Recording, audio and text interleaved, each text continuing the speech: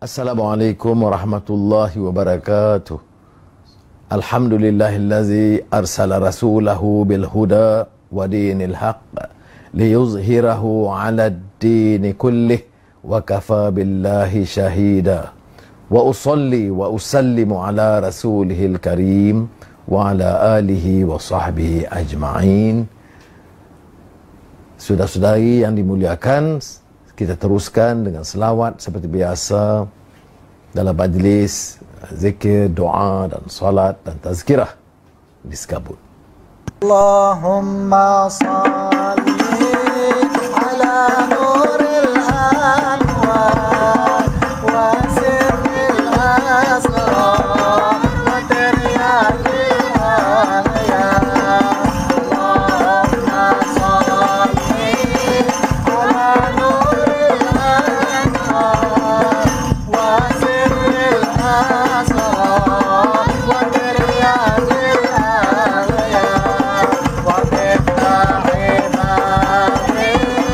ya sari sayyidina wa maulana Muhammadin al-mukhtar.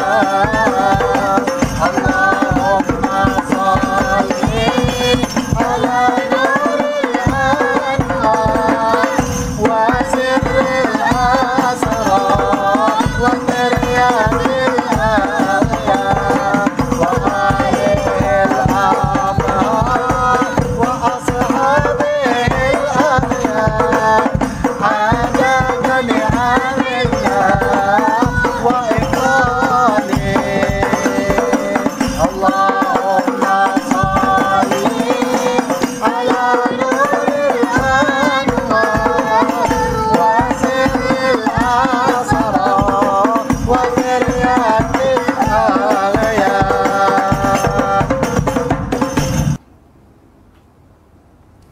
Pada malam ini kita akan cuba mengupas persoalan pembahagian kekayaan yang adil dan saksama. Bila bincang ekonomi insani atau manusiawi, orang harus adalah untuk menekankan kepentingan ekonomi itu menjurus kepada kepentingan rakyat. Kalau tidak, ia berakhir dengan pembolotan kekayaan oleh segelintir. Saya akan mulakan dengan membaca ayat Al-Quran dari surah Al-Hasyr ayat 7. Bismillahirrahmanirrahim. Ma afa Allahu ala rasulihi min ahlil qura falillahi walirrasuli walizil qurba wal yatama wal masakini wa banis sabil kay la yakuna dulatan bainal aghniya'i minkum wa ma atakumur rasulu fakhuzuhu wa ma nahakum anhu fantahu wattaqullaha innallaha syadidul iqab. Yang bermaksud, apa yang Allah kurniakan kepada Rasulnya dari harta penduduk kota tanpa berperang, maka adalah ia untuk Allah, Rasulnya, kerabatnya Rasulullah, anak-anak yatim, orang-orang miskin, serta para musafir. Yang demikian, supaya harta itu tidak berlegar di antara orang-orang kaya dari kalangan kamu sahaja. Dan apa jua yang perintahkan oleh Rasulullah kepada kamu, maka lakukanlah. Dan apa jua yang dilarangnya, maka jauhilah. Dan bertakwalah kepada Allah, sesungguhnya Allah amatlah berat azab siksanya. Jadi intisari yang dikupas oleh para mufassir adalah tentang perjanjian. Maka perjanjian mestilah dimeterai, ditunaikan dan jangan mengkhianati. Apa juga perjanjian dibuat. Keduanya tentang peranan kaum munafik yang kerjanya adalah untuk memfitnah, melaga-laga, memporak-perandakan masyarakat Islam. Dan yang ditekankan istimewa dalam ayat ini adalah pembahagian harta yang adil dan saksama. Walaupun di sini ditekankan kepada Rasul supaya pembahagiannya lebih terkawal dan lebih adil, kerana sosok Rasulullah itu bukan orang yang mengumpul kekayaan untuk pribadi dan sanak saudaranya. Maka sebab itu dalam beberapa kupasan ditekankan tentang keperluan ekonomi yang jauh berbeza daripada apa yang kita saksikan sekarang. Ya. Kita lihat umpamanya kupasan Al-Qurtubi, ya, dalam tafsirnya, terutama tentang kaila yakuna dulatan bainal aghniya'i minkum. Ya. Kerana zaman jahiliyah, kekayaan terkumpul daripada golongan atasan, ya, ningrat, koprat dan aristokrat, maknanya kalau istilah sekarang lah, ya. Jadi kumpulan bawah itu dianggap separa hamba abdi. Jadi ada dua kelas yang ketara. Dan terkait dengan hal ini juga, hukum begitu juga. Yang kaya buat jenayah, rompakan, penindasan, kemungkaran, dilepaskan. Yang miskin, tertekan, terpenjara, atau terhukum. Sebab itu, kata Al-Qurtubi, zaman jahiliyah apabila memperoleh sesuatu harta, ia akan menjadi makanan dan habuan kalangan pembesar, membahagi di antara mereka sahaja. Jadi mereka mendapat suku yang di atas, suku yang lain itu untuk semua yang lain. Maknanya suku untuk 20 orang, suku yang lain itu, sebahagian kecil itu dibahagi kepada semua. Yang ini peringatan oleh Al-Qurtubi tentang sistem jahiliyah. Cirinya itu kadang-kadang ada jangkitannya sekarang. Ini yang harus kita fikirkan. Ciri yang ada, kebobrokan, kerusakan, pengumpulan harta oleh kelompok kecil di zaman jahiliyah itu, sistem itu nampak berterusan. Apa kata Al-Qaradawi?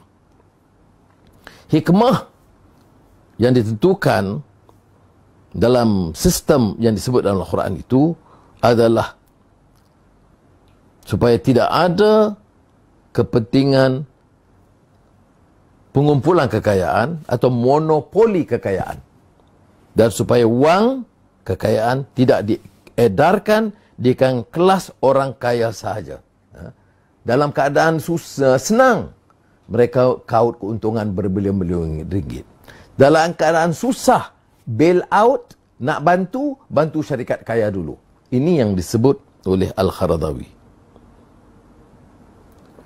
Ibn Kathir yang tafsir yang dianggap tradisional, klasik, tetapi penting ditekankan di sini bahawa menurut Ibn Kathir, peringatan supaya dalam kalangan yang kaya tidak rakus memiliki harta untuk syahwat mereka, sedang mereka lupakan sama sekali nasib orang-orang miskin di sisi mereka. Sudah, kalau kita lihat hal yang sedemikian jelas. Tapi ini teorinya, dalam tazkirah, kelas agama, banyak kita dengar ini, ya. Tetapi dalam amalannya kadang-kadang terlupa. Turun je mimbar, apa yang diucapkan di mimbar tadi oleh orang yang sama, kadang-kadang lentang pukang jadinya, kerana bila dia dapat habuan, dia lupa tentang prinsip yang sangat mendasari sistem ekonomi manusiawi atau insani dalam Islam itu. Sudah ingat almarhum Syekh Saleh Kamil, pengasas Dalah Barakah dan Bank Islam Barakah yang terkenal di dunia, di antara terbesar, ya, di dunia, di beberapa negara Arab, di Turki, di Jordan. Saya tahu kerana beliau ambil saya sebagai penasihat dan juga ahli pemegang amanah bank itu selama agak lama. Jadi beliau ini adalah sahabat dan meninggal dunia bulan lalu. Tetapi seminggu sebelum itu, beliau berbicara panjang tentang masa depan ekonomi Islam dan perbankan Islam. Sudah bayangkan, pengasas bank terbesar menegur pelaksanaan bank Islam. seperti mana dia pernah dikupas oleh Najatullah Siddiqui, ekonom atau pakar ekonomi yang banyak menulis tentang ekonomi Islam, tapi sekarang menegur kerana sistem ekonomi Islam itu selain daripada tidak ada riba atau halal, tidak memenuhi maqasid syariah, iaitu keadilan, kesamarataan, membantu petani, memastikan adanya keadilan. Jadi Syekh Saleh Kamil umpamanya menulis sebelum itu kerana beliau menjadi presiden kepada Majlis Bank-Bank Islam dan Institut Keuangan Sedunia. Jadi dia bincang dengan saya, minta saya kemukakan satu draft surat yang kemudian beliau siapkan dan tulis kepada Gubernur Bank Negara Malaysia, yang menekankan kepentingan kita memikir semula tentang peranan bank, terutama bank Islam. Yang ditekankan oleh Syekh Saleh ini yang saya ingat ialah, dan ditekankan terkesan sekali ya, kerana seminggu sebelum dia meninggal dunia bicara panjang bulan Ramadan tentang perlu ya, dia kata mintalah Anwar bersama kita rangka masa depan bank supaya tidak seperti bank Islam yang ada, mesti nampak lebih berwibawa, lebih prihatin dan lebih banyak membantu keperluan umat daripada hanya memikirkan soal berapa peratus keuntungan tiap tahun dan kepentingan bagi eksekutif umpamanya. Menarik kerana Syekh Saleh ini seperti kalau saya tahu ya, adalah di antara tokoh terkemuka bank Islam di dunia selama beberapa puluhan tahun yang lalu. Jadi dan ini ada kaitannya dengan apa yang saya mau bicarakan selepas ini tentang pengalaman kita krisis ekonomi. Tapi sebelum itu, mari kita rumuskan dengan apa yang pernah diungkapkan dengan begitu indah dalam bahasa Arab murni asalnya, kita terjemahkan dalam bahasa Melayu oleh Khalifah keempat Ali bin Abi Talib radhiyallahu an kepada seorang yang bernama Malik bin Al-Haris An-Nakhai Al-Madhisi, yang kita kenal, agak terkenal sebagai Malik Ashtar, yang dilantik sebagai Gubernur Mesir. Apa kata Ali bin Abi Talib, Sayyidina Ali, kerana pokoknya apa ya, mengingatkan ya, bahawa kekayaan dan negara itu bukan untuk segelompok kecil ya. Betul dia bagi kita sedikit-sedikit, semua senang, tetapi kekayaan besar itu dibolot, allowance mereka, kepentingan mereka, share mereka, balak mereka, kontrak mereka, commission mereka, itu banyak sekali. Ini diperingatkan oleh Sayyidina Ali bin Abi Talib. Apa katanya? Saya ambil rumusan. Kalau dapat kita bacakan sepenuhnya ya. Saya masih ingat di antara tugas pertama saya selaku Timbalan Menteri di Jabatan Perdana Menteri pada tahun 1982, saya edarkan ya surat ini kepada semua pegawai-pegawai kerajaan dalam terjemahan, maksudnya terjemahan bahasa Inggeris oleh Profesor Dr. Syed Hussein Nasr ya. Ingatlah bahawa kelompok kecil yang menikmati kemewahan itu tidak akan menolong kamu dalam krisis. Mereka akan cuba menghalang tertegaknya keadilan. Mereka akan meminta lebih daripada sepatutnya dan tidak akan menghargai bantuan yang diberikan. Mereka akan cemas menghadapi kemelut. Sesungguhnya rakyat marhainlah yang akan menjadi tonggak kekuatan negara dan agama. Mereka lah yang akan melindungi negara daripada musuh. Oleh itu, hendaklah kamu senantiasa bersama mereka dan cakna mengenal kebajikan mereka. Sayyidina Ali bin Abi Talib. Indah ungkapan dan mengesankan ya, kepada jiwa dan hati nurani kita. Seorang pemimpin yang memikirkan dan mengingatkan gubernurnya, jangan kamu khianati amanah untuk menjaga kepentingan rakyat, kerana gubernur itu seperti Perdana Menteri atau menteri atau pembesar mesti dikelilingi oleh orang-orang yang berkepentingan dan kaya. Orang di pelosok di pedalaman itu jauh dari mereka. Ini muncul tokoh seperti Sayyidina Ali untuk memperingatkan. Saudara, semalam saya edarkan satu kenyataan panjang, bukan satu, sebenarnya rencana. Semasa saya mengajar di University Georgetown, saya diundang ke University Harvard untuk menyampaikan ucapan mengenai krisis atau kemelut kewangan negara 97-98, kerana pada ketika itu saya Menteri Kewangan sebelum dibungkam ke Sungai Buloh.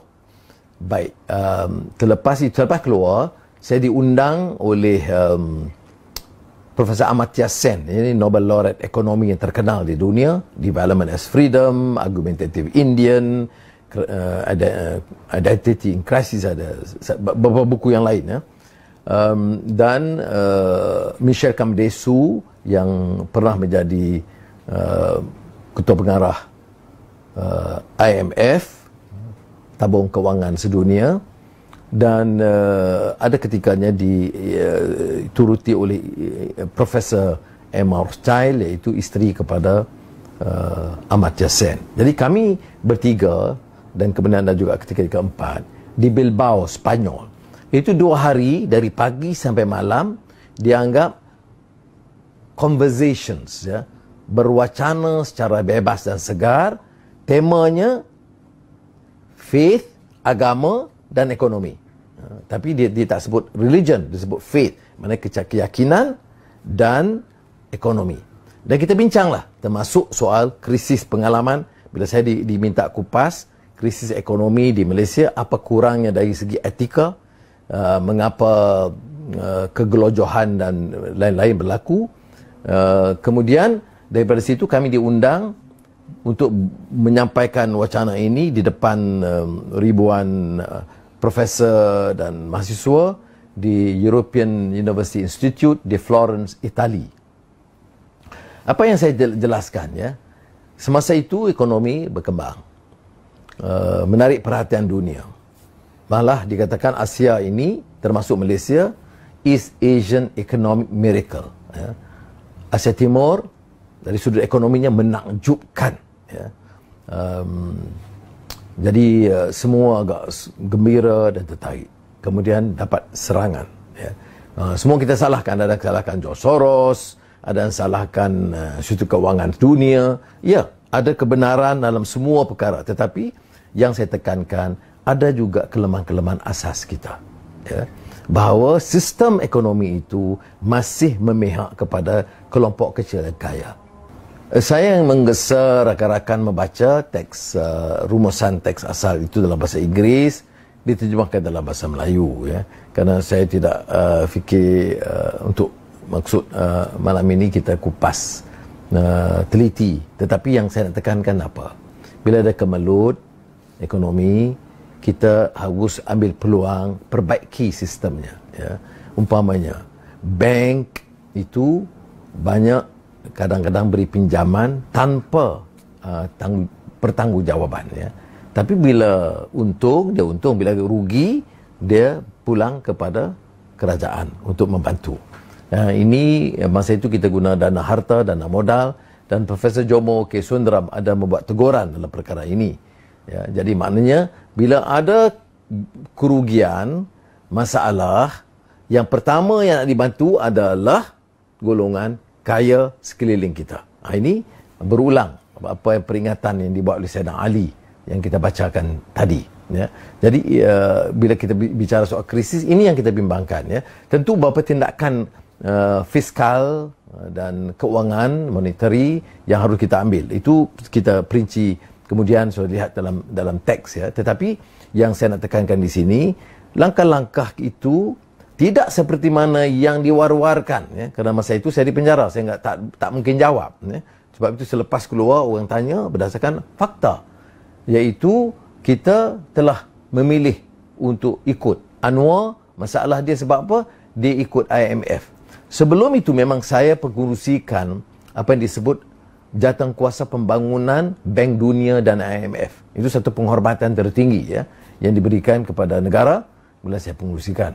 Tetapi sehingga akhir 1 sen wang IMF pun kita tak gunakan kerana kita masih punyai asas fundamental yang lebih kurang baik kerana kadar pertumbuhan sebelum itu dan defisit yang jauh kurang daripada tahun-tahun sebelumnya ataupun tahun-tahun selepasnya. Ini yang saya nak tekankan tentang peringatannya yang sudah boleh baca dalam bahasa Inggeris dan bahasa Melayu. Ini hanya beberapa halaman ringkasan daripada catatan keseluruhan pandangan saya dan beberapa teguran dan pandangan diberikan oleh sarjana, termasuk beberapa kajian dibuat oleh Universiti Harvard selepas itu. Saya dalam pertemuan di Universiti Harvard itu di host makan tengah hari itu oleh Profesor Amartya Sen, tetapi berikan satu ruang dengan pengkaji-pengkaji, tokoh-tokoh ekonomi, profesor ekonomi untuk berhujah, bertikam lidah juga dengan saya tentang masalah dan cara kita menangani krisis ekonomi ketika itu. Baik. Ada yang membuat tafsiran pelbagai lah. Sekarang saya tengok media, cara dia berkupas untuk laga-lagakan. Saya beri fakta ya, apa yang berlaku. Ya. Bukan maksud untuk meneruskan pertarungan. Ini baca sepenuhnya rencana itu bukan sahaja rumusan oleh media, dalam media, dalam bahasa Inggeris dan dalam bahasa Melayu. Kemudian kita bahas. Baik. Selepas itu saya lihat umpamanya banyak teguran ya, termasuk dari Datuk Seri Najib sendiri. Ya, saya terima kasih sebab inilah cara kita wacana. Tak payah maki hamun, kecam gitu begini. Datuk Seri Najib gunakan masa peluang. Kalau gitu siasat soal forex skandal, saya setuju saja. Saya tidak ada masalah, halangan. Boleh siasat. Yang penting saya tak curi 1 sen, saya tak ambil 1 bilion, saya tak ambil tanah balak, saya tak ambil saham. Itu yang penting. Kemudian nak siasat forex ke, nak siasat YMDB, silakan. Tetapi kalau kita tengok rajah yang dibentangkan, kerana Datuk Seri Najib mengatakan bahawa keadaan semasa dia dalam ucapan UMNO, Perhimpunan UMNO selepas beliau menjadi Perdana Menteri Kewangan, dia menyebut tentang bagaimana dia kendali dengan baik. Tak apa, tengok angka saja. Ya. Umpamanya semasa saya, lebihan 92 defisit tak sampai 1%. Saya ambil alih, saya tingkatkan lebihan sehingga 2.4%. Baik, lebihan itu pun setelah ada pra-pembayaran. Setelah ada dana modal, dana beberapa dana lain dan juga apa yang disebut 2 bilion contingency fund. Tak apalah itu cara detail. Tapi saya nak sebut di sini, itu soal defisit. Hutang. Tengok hutang negara masa saya tinggalkan, ya, dari sekitar 89 bilion. Ya. Dan tengok pada masa 2011, 456 bilion. Defisit atau pada masa saya tak ada, dia ada lebihan. Pada tahun 2011 defisit 4.8%. Ya, kalau sekarang tak boleh bangkitlah sebab sekarang ekonomi COVID. Tapi saya nak ceritakan apa kaitan dia dengan krisis kewangan. Kita tak ambil pengajaran daripada yang lama. Kita tak ikutkan cara ketelusan pentadbiran. Orang anggap ringan. Asalkan dia dapat RM400, tak apalah. Kamu nak gopak-gopak lah. Ya? Dia lupa bahawa kalau kita tak betulkan ini, yang berhutang negara, yang membayar rakyat. Bukan negara bayar. Ya, negara bayar ini dengan cara apa? Dengan cara meningkatkan cukai dan beban kepada rakyat. Sebab itulah kita katakan soal nafsu serakah untuk mengumpul kekayaan itu harus dihentikan. Orang yang sama, dia adalah ahli parlimen, dia adalah pengurusi GLC, dan kemudian boleh tak boleh pun tak kira. Jadi yang kitabnya pun dia tertinggal, tazkirah dia pun dah lupa. Ya, akhirnya dapat habuan. Peringatan Quran, peringatan dalam sirah Rasulullah SAW. Tetapi amalannya itu berbeza daripada apa yang diucapkan.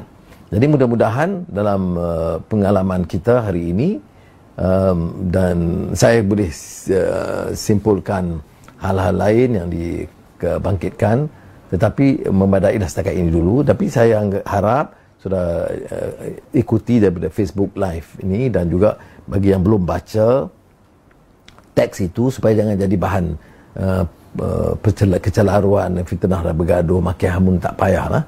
Kita baca sama ada teks Inggeris atau terjemahan dalam bahasa Melayu, dan saya akan ulas ya, termasuk kritikan-kritikan daripada rakan-rakan sama ada dari keadilan atau dari parti-parti lain pun tidak apa.